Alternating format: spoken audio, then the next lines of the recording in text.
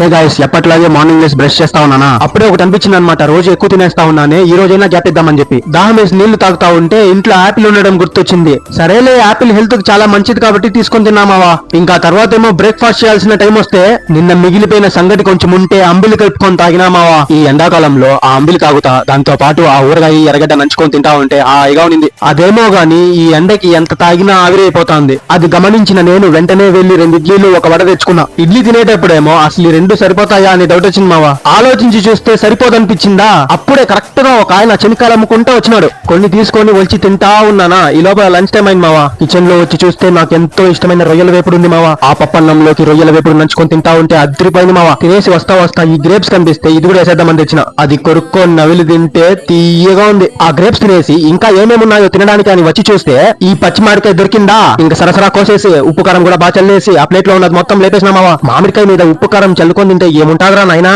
ఇంకా ఫైనల్ గా ఈ వాటర్ మిలన్ బౌల్ తో డే కంప్లీట్ చేసినా మావా. నా వీడియోస్ నచ్చితే సబ్స్క్రైబ్ చేసుకోమావా. బాయ్.